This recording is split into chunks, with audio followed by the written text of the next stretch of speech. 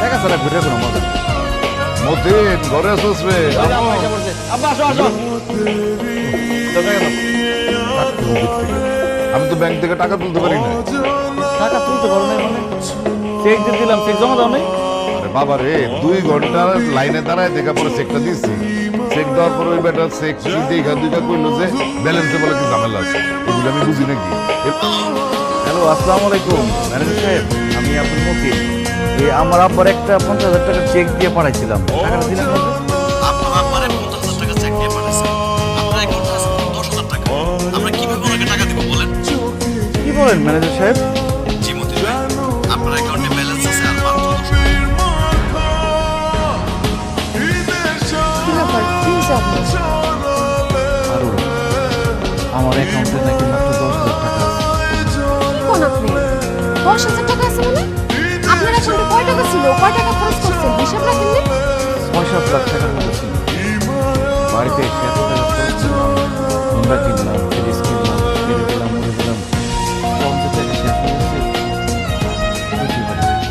মাত্র 6-7 লাখ টাকা আপনার ব্যাংকের অ্যাকাউন্টে ছিল। আর বিদেশ থেকে বাড়িতে আইসা আপনি এমন ভাবে টাকা খরচ করছেন, আমি তো ভাবছি কোটি কোটি টাকা ইনকাম করে আইছেন আপনি। আমি আপনাকে বারবার কইছি না, উল্টা পাল্টা টাকা খরচ করেন না, বিপদে পড়বেন আপনি একটা। আমার কথা এখন বলছে না? ছুটি নিয়ে এসেছেন 6 মাস, মাত্র গেছে 4 মাস, আরো 2 মাস বাকি আছে। টাকা পয়সা ছাড়া এই 2 মাস আপনি কেমনে চলবেন?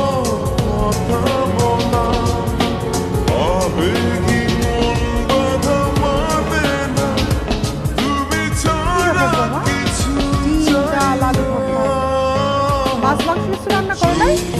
না, খালি কাজে খালি দাও না। মতিন আসার পর থেকে মাছ মাংস খাইতে খাইতে এমন অভ্যাস হয়েছে, তখন তো মাছ মাংস ছাড়া খাইতেই পারবো। ভাবি আমিও মাছ মাংস ছাড়া ভাত খেতে পারি না।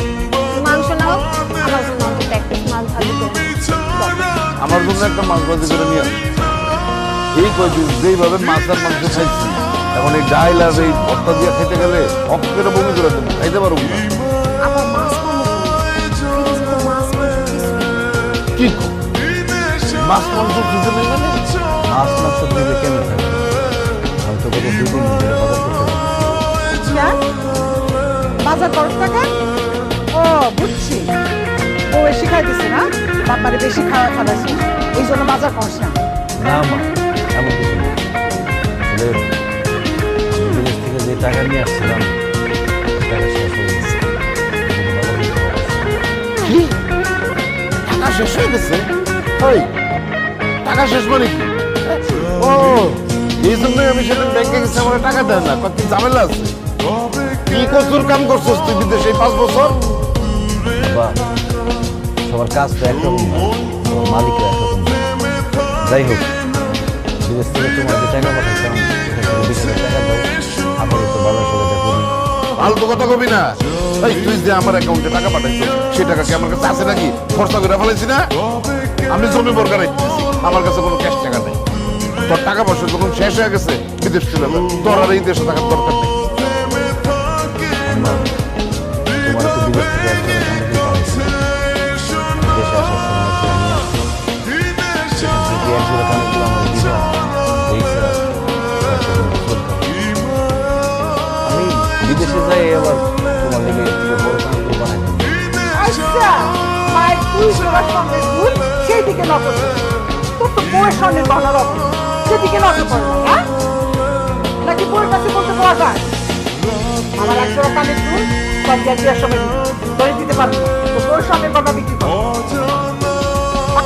দোস্ত, চা নাস্তা যা খেতে চাস খাওয়া নেই। সমস্যা নেই। আমার একটু help করতে হবে। অবশ্যই বল। দোস্ত, আমার 20,000 টাকা খুব দরকার। আমার 20,000 টাকা ধার দে। আমি বিদেশে গিয়ে তোর 20,000 টাকা পাঠাবো। দূর বেটা, তোর মাথা খারাপ হয়ে গেছে। আমি 20,000 টাকা চুকাম। মাছ চাষ করো, পোল্ট্রি ফার্মের ব্যবসা করো, তোর কাছে টাকা নাই? না রে, টাকা নাই। ব্যবসার মধ্যে সব টাকা খাটাই নেই। আমি আর বিদেশ যাবো না। আমি চলে যাবো না, আমি দেশে থাকবো। এই তুই কি পাগল হয়ে গেছিস? কি কথা বলি, বিদেশ যাবি নাকি? ডাক্তার আপা কি করে শোনো নাই আব্বা?